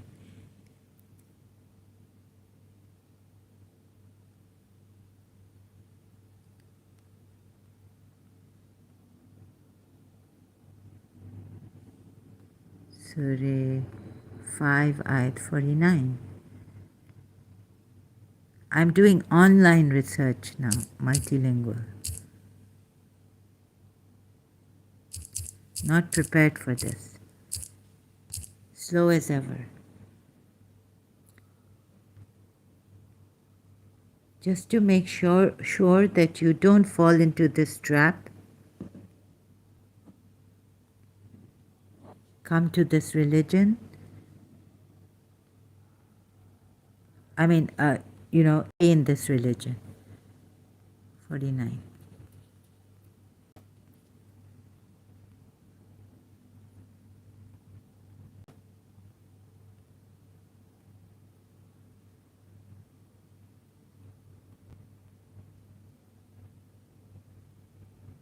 And that you should judge between them by what Allah has revealed, and do not follow their low desires. Low desires. I mean, that is a low desire. And it's like a command of Allah has come, or had come. You can't go to your wives, but be cautious of them. Okay, low desires, right? The verse should be studied in the light of verses 42 to 48 of the surah. The Jews used to come to the Holy Prophet as contending parties, but always flouted his authority after seeking his judgment, if it was against their worldly interests. Now it's on the Jews, poor Jews. And in spite of their high-sounding talk, I just cannot take it anymore. Of the scripture learnings, too low to be judged by the laws and custom paganism.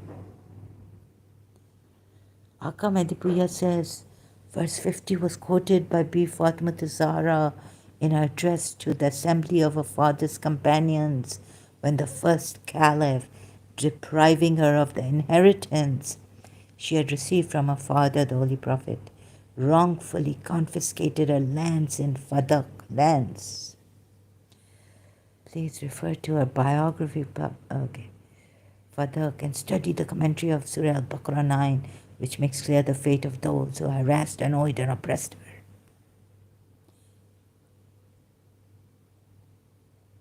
her. So it's under 49. You see, they can't. Why are they not sticking to a 49 verse? Why is it? With due respect, verse 50 was quoted. Okay, this is for Abu Bakr. Is it then the judgment of the times of ignorance that they desire? And who is better than Allah to judge for a people who are sure?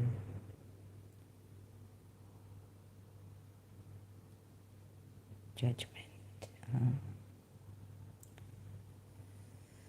Oh my God.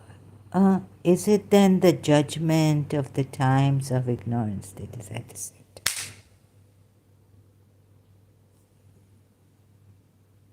Your Allah,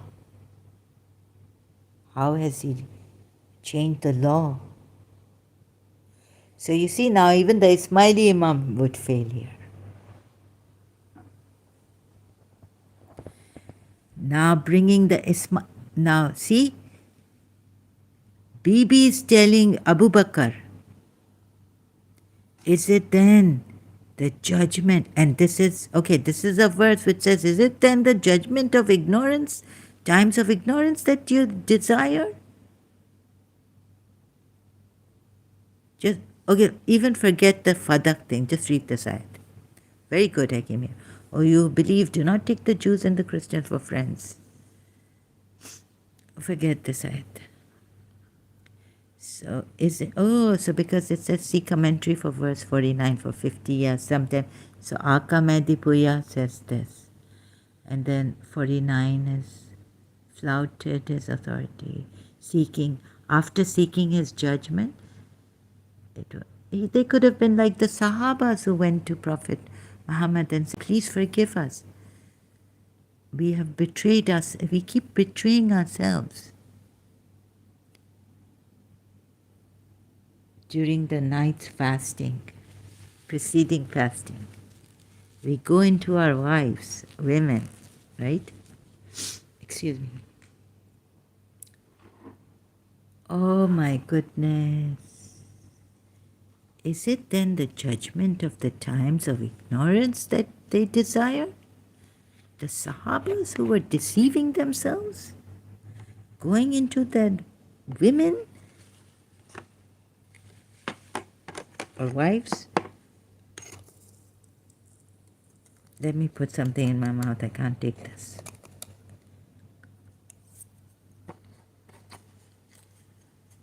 Neurotic craving. Yeah. Is it then the judgment of ignorance that they desire? Why couldn't Prophet Muhammad tell them, is it the judgment of ignorance, that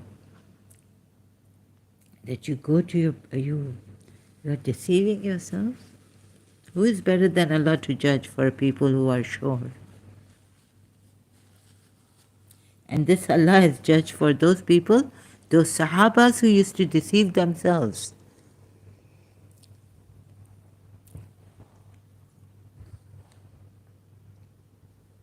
Oh, I wish I could make you see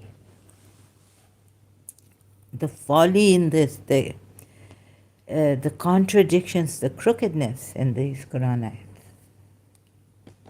Okay, so now how long? 2 hours? I'm guessing? Yes, 2 hours ago.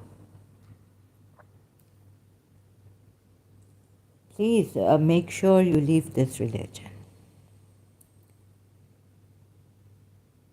Okay, there's a very clever, cunning, sagacious person like Prophet Muhammad.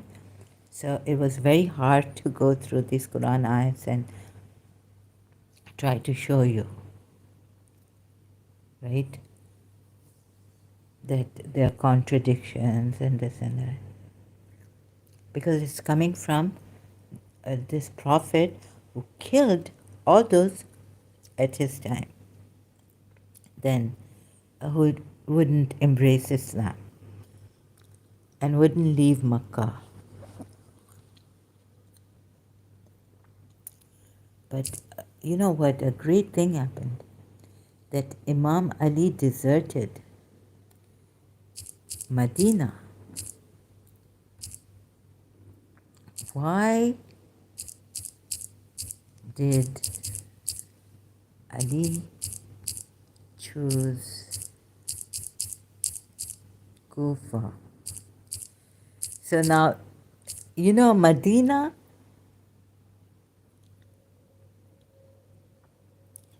Imam Ali had to leave Medina. The Muslims in Medina and elsewhere supported the right of Ali to the caliphate in order to manage the military frontiers more efficiently. Ali shifted the capital from Medina to Kufa.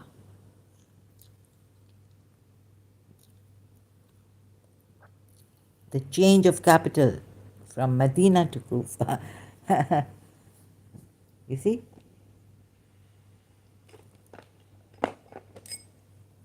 Read this. I mean, I can't believe George Jordak has written about Imam Ali, and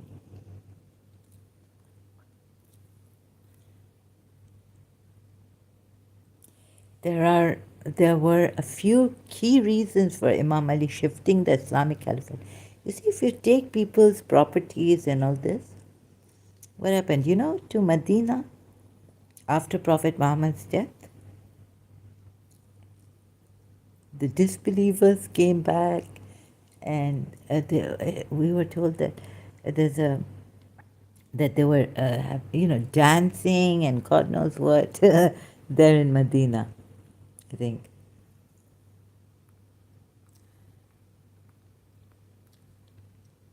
Shingya Medina. Medina was taken. Imam Ali couldn't protect Medina.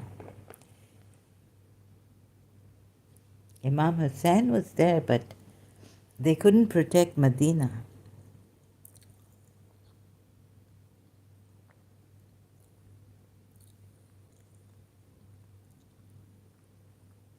You take people's belongings, banish them. Where is it?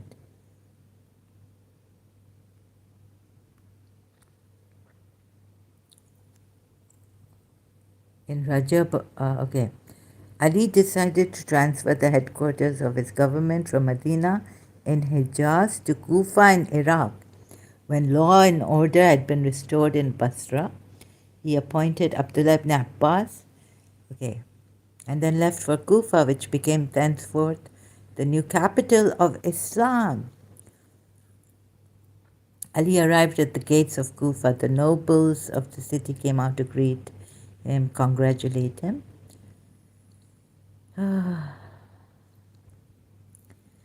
Ali was anxious to save Medina from the havoc of civil strife, like the one which had ended in the murder of Uthman. He did not want Medina to become the locale of political disturbances at any time, and he wanted to save the city of the Prophet from destruction or desecration in the possible wars of the future. Right.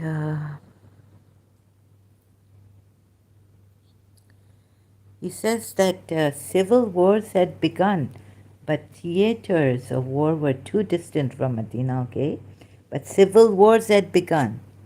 Ali therefore changed the capital for strategic reasons, and this supports his claim that it was the rebellion of Muawiyah, the governor of Syria.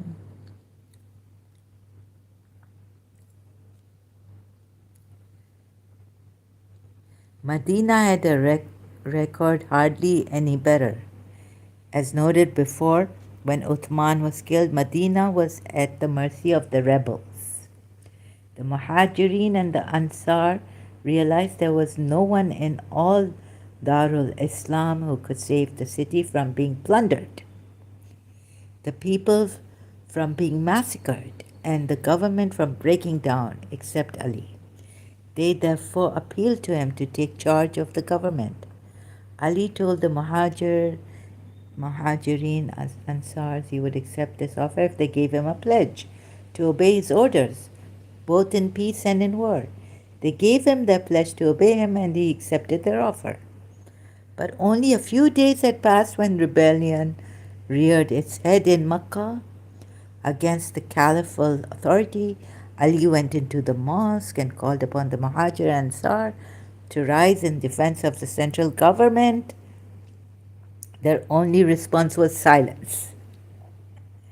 Ali reminded them of the pledge they had given him to obey him and still did not respond. All his appeals and reminders seemed to fall on deaf ears.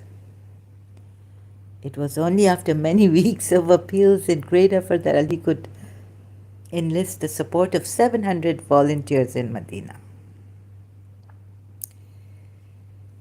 This was all that Medina would do for him.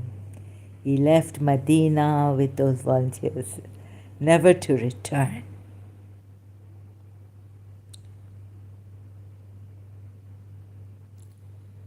Now the choice of Ali was narrowed down to one city, Kufa, because the triumvirate of Aisha, Talha, and Zubair had already captured Basra. Kufa was the only place. Makkah, Medina, and Basra had left Ali in no illusions. The citizens reinforced most critical moment in his career. The people of Medina, it appears, had only a tepid interest in the events taking place around them. They did not react to such momentous changes as if they couldn't care less. If their city was or was not the capital of Islam. Medina was the cradle of Islamic culture and civilization. The truly Islamic mode of life could be seen the best only in Medina. The foreign wars, conquests had brought people of many different cultures in the dominion of Islam. If Medina was also to remain the political and administrative capital of the empire, it was the spiritual capital. Then the alien people with their alien cultures and un-Islamic background would have come to live in it. They would have brought their own mores, customs, manners, traditions, and religious practices with them. By doing so, they would have either dominated the pure Islamic culture or they would have diluted it. Sorry, I didn't read it properly. I think, at any rate, pristine Islam would have been exposed at all times to alien influences. Joel Carmichael. Islam collided with the immense intellectual entity of Christianity, heavy with the thought of Greece and Rome, Christian thinking. No, it would have been like this, but Ali shifted the political center of Islam away from Medina and thus saved the Islamic way.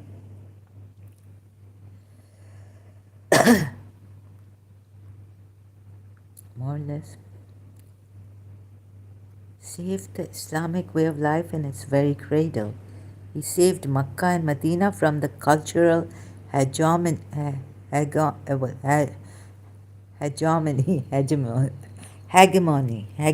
think, hegemony of the Christians, the Jews, the Greeks, the Romans, and the Magians. He maintained the character of these two cities as it was in the time of Muhammad, the apostle of God himself. In most cases, the capital of a nation also becomes the capital of vice, sin, crimes, and other evils. Babylon, ancient Rome, and Byzantium, the capitals of great empires, were also the fleshpots of their time. Men, women of the conquered nations visit the great imperial cities, and they bring their vices with them. Uncontrolled growth, overcrowding, and the facileness of sprawling metropolitan centers breed evils of all kinds. Many modern capitals are not unworthy runners-up to Babylon and ancient Rome. Medina was the fountainhead of the teachings of the Quran, and it also had the mausoleum of Muhammad, the messenger. Then life of its bringer. If Medina had become like other imperial capitals of the past, then Islam's invitation to the rest of mankind would have become a mockery. Yeah, so I think it changed. Medina changed after the death of Prophet Muhammad. If Medina had become like other imperial capitals of the past, then Islam's invitation to the rest of mankind would have become a mockery. Ali saved the sanctity of Medina. How? And the ethos of Islam's missionary program by separating the spiritual or religious and the political centers of the empire. Ali was truly prophetic in his vision. He saved Medina from regenerating into a prototype of Damascus or Baghdad or Cordova. The panoply of civilization rapidly developed in Syria, sustained and fed by the rapidly expanding, this. Those readers who wish to, Ali saved Medina by leaving Medina. A.J. Arbery, the empire continued to increase in wealth Well, the maze to consider hands of grasping few who relished on affluence. No, but it's not dancing or everything. Anything that I said. Amazed their Bedouins forebears. Slave boys sing. Yes, yes. What's this? Slave boys and singing girls. Amenities, unknown to the ancient Arabs, provided Muslim gentlemen with novel pleasures and the poets with a new vocabulary. Wine was forbidden to the faithful by the unambiguous prohibition of the Holy Writ, but the rulers of Islam indulged to the full, and the minstrels vied with one another to celebrate the praises of the daughter of the grape. Alcohol, wine. It must not be assumed, however, that only the distant cities such as Cordova and Baghdad were contaminated by the vices of luxury and opulence. Makkah and Medina themselves were not immune to their allurements. The Ella Marmura, the love-themed poetry found expressions in different genres. One was gay, light-hearted, and urbane, and this grew in the cities of Makkah and Medina. Both were cities of affluence but shorn of political power. Medina was gone. Many of the young Muslim aristocrats, excluded from public office, frittered away their wealth in the pursuit of pleasure. Schools of singing had sprung up. Yes, singing, not dancing, but and a number of love lyrics were set to music. The leader of this school of poetry was Umar ibn Abi Rabia, a Meccan aristocrat. The second genre of ghazal flourished most among the Bedouin, portraying an intensity of feeling and depicting all the anguish and despair of tragic love. Makkah's surrender. Philip K. Hitti meant its acceptance of Islam. One after the other, the Quraysh moved on to new capital, Medina, to share in the promotion of the new faith and to embark on new careers. The highest position in the government army were open to them. Many Qurayshis took part in campaigns. Orthodox Umar ibn al-Khattab resulted in the conquest of Fertile Crescent, Persia, Egypt. In the wake of booty, tribute, taxes, caravan trade, pilgrimage. At the same time, life in Medina as in Makkah was developing along a different line, the line of worldliness. After all, the golden stream from the provinces in the form of personal and land tax poured into Medina first. The volume flooding the state treasury was overwhelming in its bid for patronage of the new elite of pleasure seekers. Medina had over her rival to the south the advantage of higher altitude, richer water supply, more extensive gardens. Retired government officials, civil, military brought along their slaves and concubines, their singers, dancers even, see, I told you, and musicians, male and female, and created an atmosphere never seen before in the holy city. This is how Ali saved. Tell us that Ali saved Islam, taking it, being cornered to Kufa, where Prophet Muhammad should have gone, banishing the, Surah Hashar. Very, very good. Serves you right. Such was Medina even after its status had been scaled down and it had become a provincial town. Entertainment, without a doubt, also has become their entertainment capital, attracting all the bohemian characters of the times in quest of the pleasures of the senses. Oh my God. This is what happened. Makkah, how many times the Kaaba was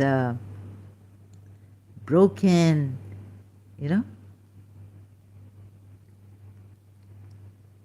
and then remade.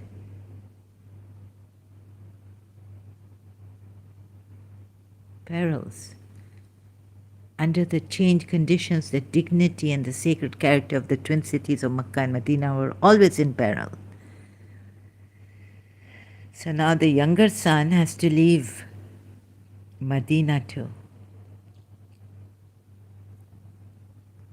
Butchery of Karbala starts 680. Okay, sorry, Shias, but I have to give this. And Sunnis and Muslims. You see, you take, one day it will come back to you. Ali was cornered into Kufa. He couldn't even get Basra after Prophet Muhammad's death. Okay, but do I have to apologize? Why am I apologizing to you when what your Prophet did to them, taking their fadak and giving it to his daughter and banishing them, Surah Hashara, as you can see. That is so terrible. See what happened to Medina. Now, okay, now it's back for you Muslims. To you Muslims, yeah. And Makkah also. Okay, please leave this religion. I'm not here to hurt you. But sometimes the truth can be very painful, right? When you've believed in it. So thank you very much. God bless you, and may God open your mind and heart and make you see what a evil man we've been following. You've been following still, to leave him and his religion behind, and a false Allah. Thank you so much. Wish you all the best. Wonderful, beautiful life, increasing in beauty and wonder. And may you be one with, if you believe in Allah, be one with Allah. And may you make the most out of your life. And for others to make it beautiful, please. Thank you so much.